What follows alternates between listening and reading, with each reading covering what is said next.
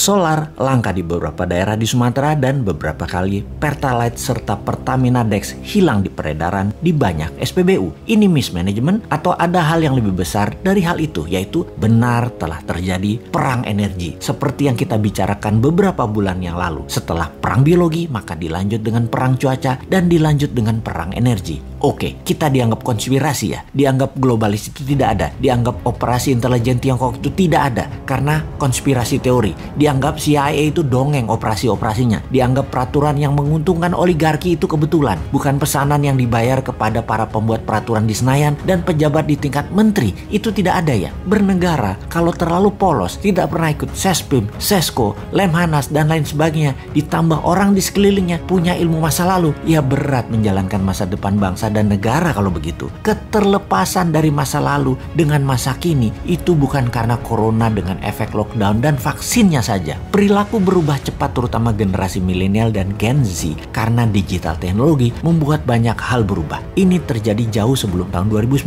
bahkan gejalanya telah memukul banyak sendi kehidupan. Matinya koran, turunnya viewer golf, meningkatnya penggunaan sabun cair, matinya mobil sedan, pemimpin banyak negara menjadi lebih muda dan wanita. Itu semua serba baru. Terlihat saat ini Indonesia masih belum ngeh juga, pemimpinnya dan rakyatnya, baik incumbent maupun oposisi, tidak ngeh. Sedikit sekali yang memahami hal ini, dan kebanyakan yang memahami, yang sadar adalah mereka bukan makhluk politik, bahkan apolitik, anti politik. Kembali ke bidang ekonomi di mana kita tidak berpolitik, kita bisnis as usual aja. Toh salah satu sendi bernegara sejajar dengan politik namanya ekonomi. Dalam 20 tahun ini memang otak banyak orang terlalu politik. Dikedepankannya hanya jabatan, jabatan dan jabatan, bukan kebijakan dan kemanfaatan jabatan untuk rakyat yang semuanya dilindungi dengan pasukan propaganda dan media buzzer. Ekonomi yang mau kita diskusikan adalah kita sudah masuk perang energi, dan dalam perang ada yang namanya economic at war, sebuah mood perang berdasar pemahaman ekonomi. Perang Amerika Tiongkok naik ke level yang lebih tinggi, naik ke level berikutnya. Diawali di tahun 2017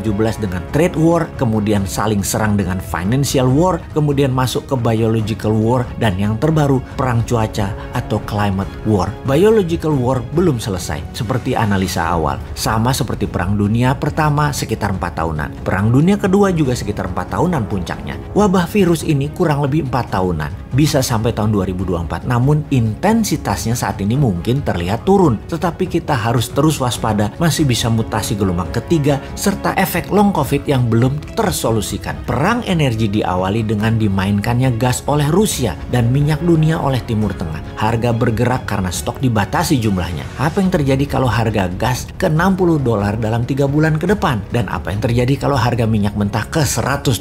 Efek pertama adalah harga komoditas seperti nikel dan lain sejenisnya akan turun karena naiknya biaya produksi. Saat ini Tiongkok energinya terbatas. 90% energi dalam negeri di Tiongkok adalah impor. Efek Indonesia makin parah karena 85% impor bahan baku produksinya dari kakak tertua, dari Tiongkok saat ini. Saat ini negara yang tidak punya sumber alam energi ketar-ketir seperti Tiongkok karena memang ditarget. Sahabat yang tidak percaya informasi ini, anggap kesimpulan kali ini hanya konspirasi teori. Begini kesimpulannya, karena Indonesia mati hidupnya adalah dengan Tiongkok, bahkan kayak provinsi dengan mata uangnya yuan dalam dagangnya, sementara mana mau Timur Tengah dibayar pakai yuan, dolar Indonesia terbatas stoknya, hutang IMF dolar belum turun juga, Indonesia miring ke Tiongkok jelas-jelas membuat bernegara anti barat, sementara barat adalah penguasa energi. Maka sangat bisa terjadi kelangkaan sumber energi minyak dan gas akan terjadi di Indonesia karena kesalahan kebijakan luar negeri dan kebijakan tidak membela rakyat mulai terasa pengaruhnya, yaitu rakyat di piramida tengah dan bawah sangat lapar. Mau solusi? Sini sama New Mind.